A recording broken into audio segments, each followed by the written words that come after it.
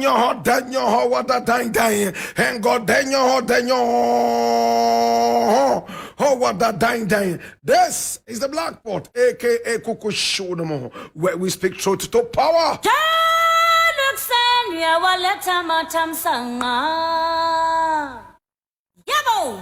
Now here we don't criticize, but if we must criticize, we'll criticize on one condition: to build and not to destroy. That is why we say we are in the service of God and country. And today we have a number of issues to deal with as usual.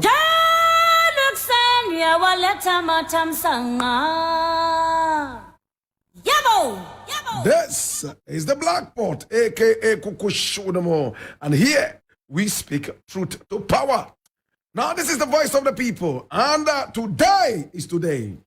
Now, we're going to begin with this thing that I'm reading from My Joy Online. And it says, if the U.S. doesn't do business with us, others will. Sam George tells Virginia Palmer. And I read it. A sponsor of the Proper Human Sexual Rights and Ghanaian Family Values Bill, Sam George says Ghana loses nothing if the United States of America decides to cut business ties with her. According to him, I beg your pardon, the U.S. benefited more from trade relations with Ghana. Therefore, any such legislation to end trade was to their disadvantage. Speaking on News 9 on Joy FM, he said, there is more trade coming into Ghana than Ghanaian trade going into the U.S. We are in a trade deficit doing business with the U.S. If the United States decides to stop doing business with Ghana, it is the United States that is going to suffer, not Ghana. His comments come on the back of the U.S. ambassador to Ghana's claim that the anti-LGBTQ plus bill will make it difficult for her to sell Ghana as an investment and trade destination.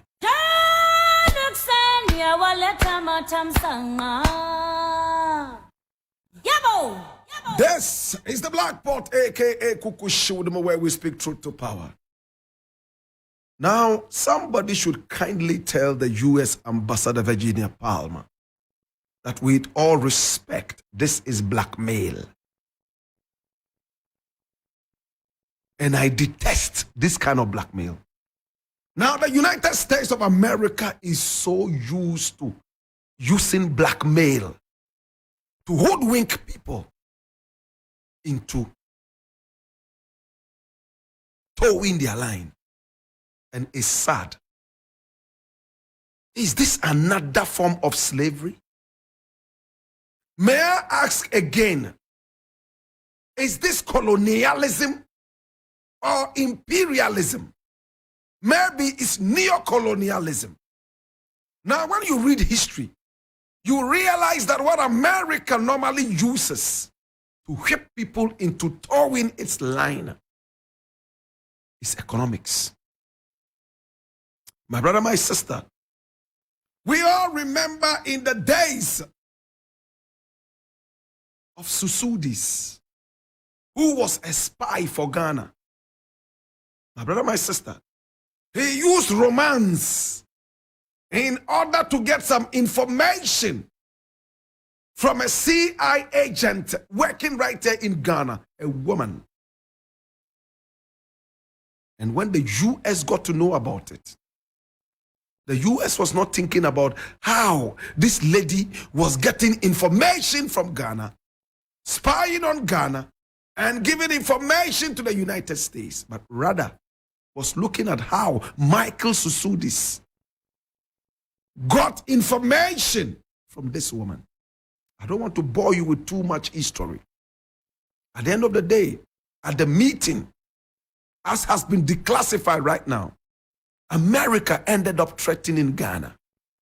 Listen, if you want to go to war with America, a small country like yours, then America is ready for you. The economic war is also ready for you. America decided to cut every kind of aid to Ghana if Ghanaians would not free some prisoners that Rawlings had picked up, all because of the Michael Susudi's intelligence. I don't know how many people are listening, and I don't know how many people know this story. There was a man called Michael Susudis. He was a cousin to the president J.J. Rawlings, and he used romance to be able to get information from a woman working with the CIA and stationed right there in Ghana at the time. I'm going to spare you all the details. At the end of the day, Michael Susudis was arrested by the American people after the top of the woman was blown. Hey, you know what America did? We are cutting all aid to you, Ghana. If you are ready for this war, a small country like yours, then we are ready. Rawlings was forced into taking decisions, freeing all prisoners that America was interested in exchange for Michael Susudis and more aid for Ghana. It hurts me, my brother, my sister. I can give you 1 million examples. We all saw how the Vice President of America, Kamala Harris, entered this country. And all she was talking about was LGBT. Men sleeping with men, women sleeping with men and women who can decide what gender they want to belong to and go for surgeries and remain in that kind of space. And they were trying to force it down our throat. What did that arrogant woman say when she entered Ghana? She told the president, I don't care what Ghanaians think about LGBTQI+. But for me, it is a human rights issue. Quote and unquote. What arrogance. You come into a man's country and you say you don't care what they think. But what you think is superior to your thoughts, and you hold and uphold that in high esteem. Can you go to Saudi Arabia and say this?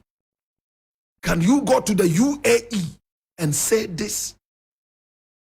Well, it is not their fault. It's because of our leaders who have no common sense. It's because of our leaders who are utterly silly. Our leaders, my brother, my sister, who do not have an iota of patriotism in their blood. It's because of our leaders, my brother, my sister, who play the game so dumb.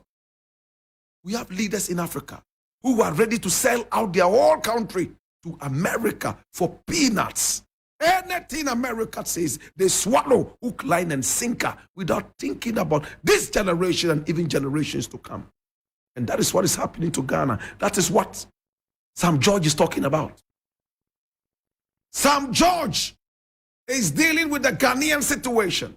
Majority of Ghanaians say they do not like the LGBTQI+ issues. Especially that this phenomenon is getting more and more confused each day. A man can feel that it's a bed and can go to the court and tell the American courts that he thinks that he's been trapped in the wrong body. He's actually a bed. And for that matter, he should be called Mr. Sparrow. He will start eating grains from now. And for him, that is who he is. Another man thinks that he's a buffalo. What the Americans call buffalo. My brother, my sister. Another woman thinks she's a crocodile. I have met a number of American women who tell me that they were actually trapped in the wrong bodies. They are actually men. And therefore, they become lesbians. And they start dressing like men. If you want to take that in America and keep it, to God be the glory. Keep it in America and do not force it on nations. But again, do you have any choice when you are nothing but a beggar nation? When on your land, people can do politics with their faith and religion? It's all about tribal and religious politics. A man can go and misrepresent his religion all because he wants votes. A man can inflame passions of ethnicity all because he wants some votes. I want to pat Sam George in the back. It might not be everything Sam George says that I believe in.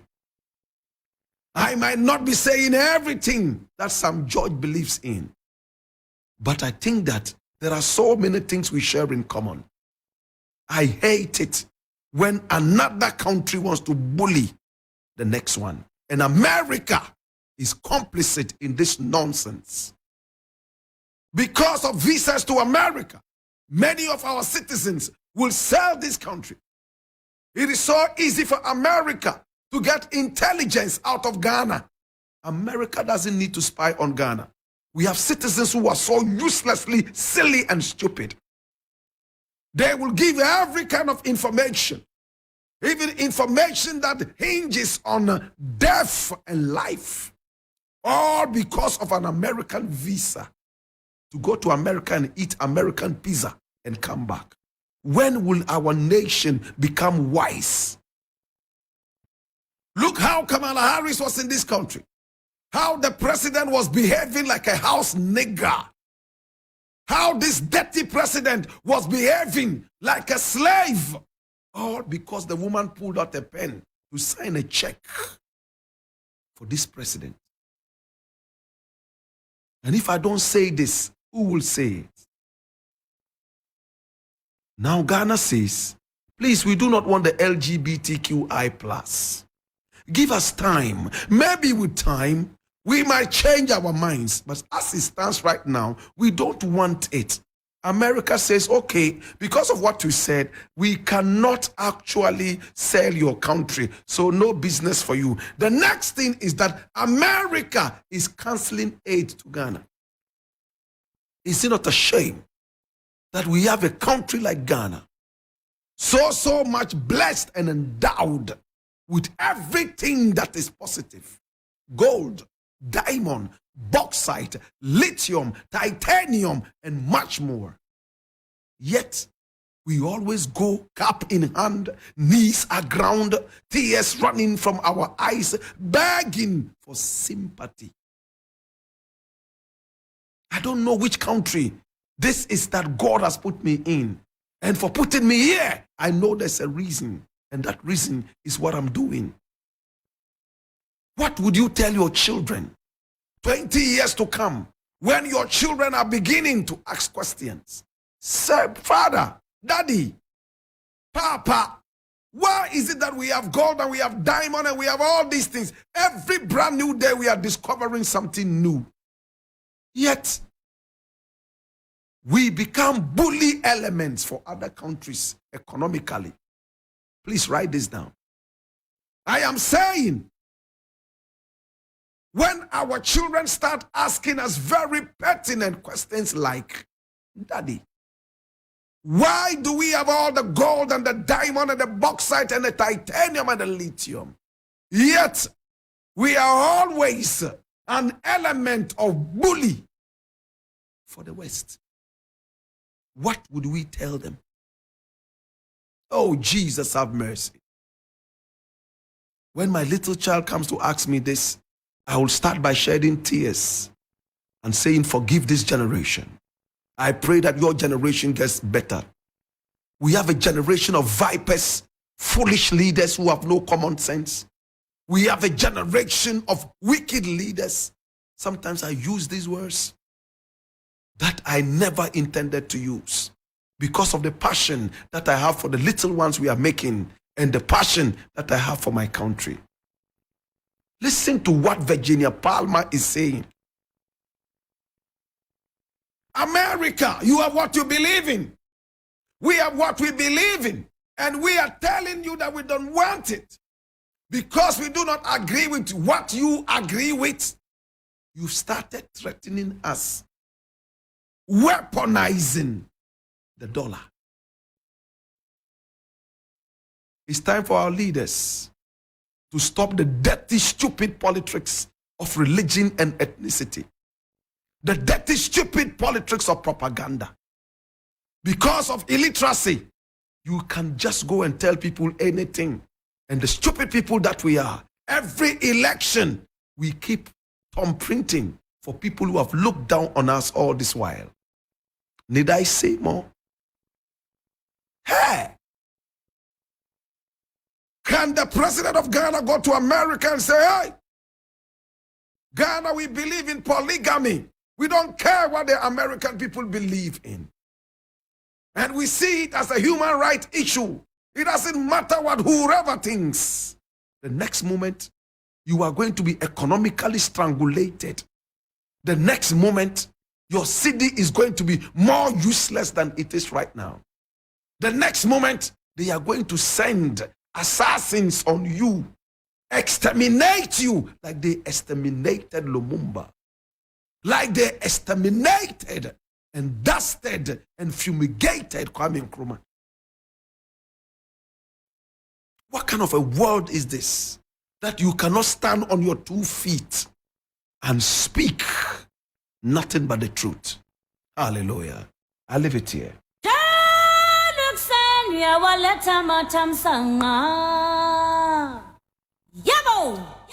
Next thing I want to quickly look at, and I need you to come with me, my brother. Hey, I need you to come along with me, I beg you, sir. Okay. So this thing I'm looking at says, my residence was almost sold to a private developer. And this is from TreeNews.com.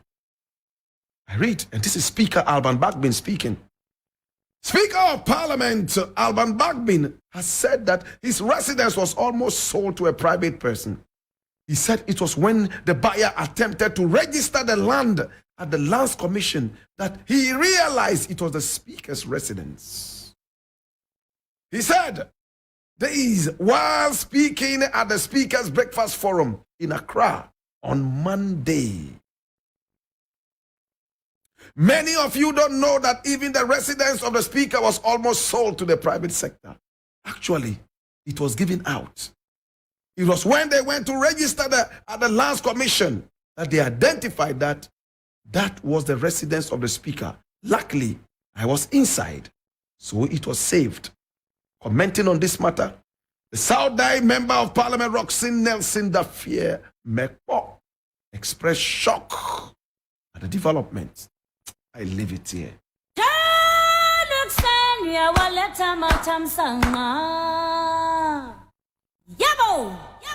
These people are bent on selling anything that has life in this country. They have already sold us to the United States and the West. They are bringing anything, my brother, my sister, that can give them money out and selling out that. Yet, the country is still malnourished.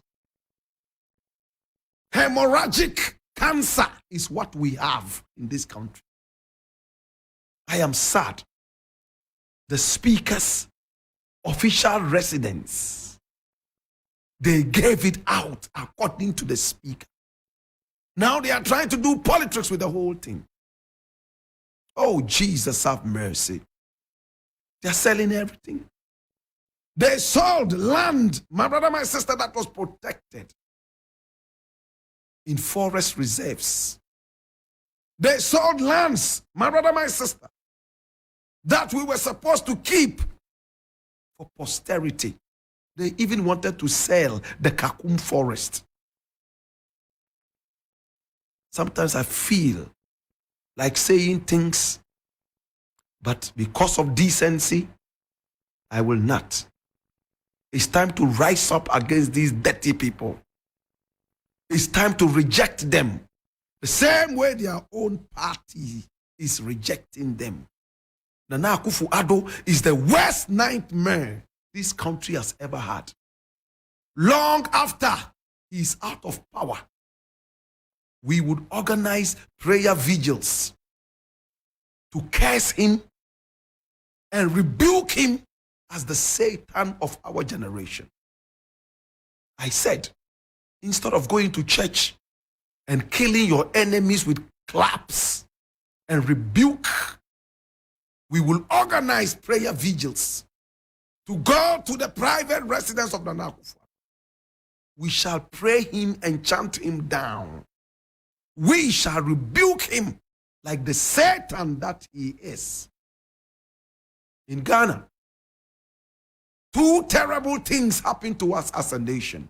Number one, the overthrow of Kwame Nkrumah. Number two, the ascension of Nana Akufo-Addo into the presidency. These are the worst things that ever happened to us in this nation.